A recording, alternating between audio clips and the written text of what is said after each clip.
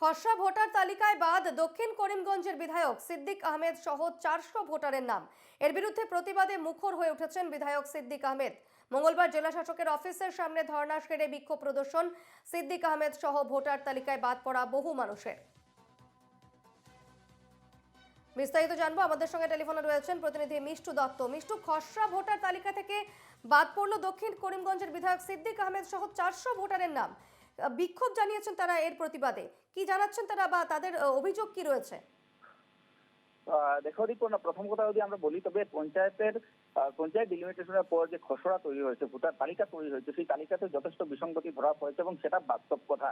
তবে এই যে বিষয়টাকে নিয়ে বিভিন্ন জায়গায় আমরা যারা বঞ্চিত, যাদের নাম বাদ পড়েছে, তারা বিক্ষোভ করতে দেখা গেছে। এবং অতি সম্প্রতি যদি আমরা গত পরশু দিনের কথা বলি, তবে দেখা গেছে যে সিদ্দিক আহমেদ সহ ওনার গ্রামের প্রায় 400 ভোটারের নাম যখন ভোটার তালিকায় উঠেনি, তখনই কিন্তু সিদ্দিক আহমেদ এই ব্যাপারে ওনাকে সরব হতে দেখা যায়। পরশুদিন সিদ্দিক আহমেদ শ্রীভূমি জেলা শাসকের কার্যালয়ে গিয়ে একটি স্মারকপত্র প্রদান করেন এবং তিনি তখনই উল্লেখ করেছিলেন যে এই বিষয়টাকে নিয়ে তিনি মুখ্যমন্ত্রীর দৃষ্টিগোচর করেছেন, এমনকি মুখ্যমন্ত্রীকে হোয়াটসঅ্যাপ যুগে একটি পত্র লিখেছেন, মুখ্যমন্ত্রী তার জবাবও দিয়েছেন। সেই বিষয়ে আসলে পর্যালোচনা করা হবে, দেখা হবে। কিন্তু তারপর পরশুদিন তিনি উল্লেখ করেছিলেন যে জেলা শাসকও উনাকে আশ্বস্ত করেছেন যে ব্যাপারে যেসব ত্রুটি রয়েছে সেসব ত্রুটি শুধরানো হবে।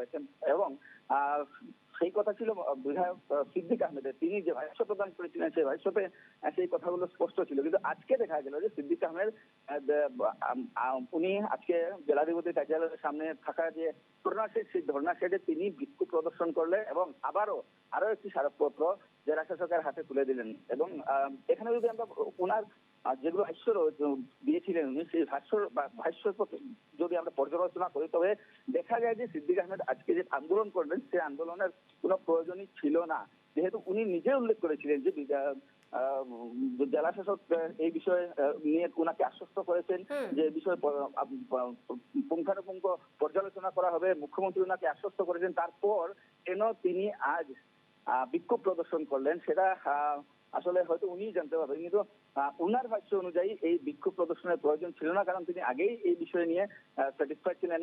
আবার আজকে যখন তিনি ভাষ্য প্রদান করলেন যে যদি এই বিষয়টা সংশোধন না হয়, তবে তিনি আরো বৃহত্তর আন্দোলন গড়ে তুলবেন, এমনকি সমগ্র জেলা জুড়ে সেই আন্দোলন গড়ে তোলা হবে। তবে এখানে আরো একটা বিষয় রয়েছে, যেহেতু সিদ্দিক আহমেদ বর্তমানে কংগ্রেসের একজন বিধায়ক, অথচ তিনি শাসকের পক্ষকে সমর্থন করেছেন, সেই ক্ষেত্রে উনার এই আন্দোলন কতটুকু আসলে গ্রহণযোগ্য সেই বিষয় নিয়ে কিন্তু যথেষ্ট চর্চা চলছে।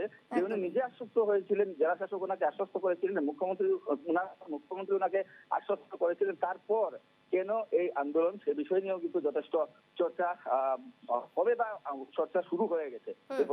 বেশ, ধন্যবাদ মিষ্টু।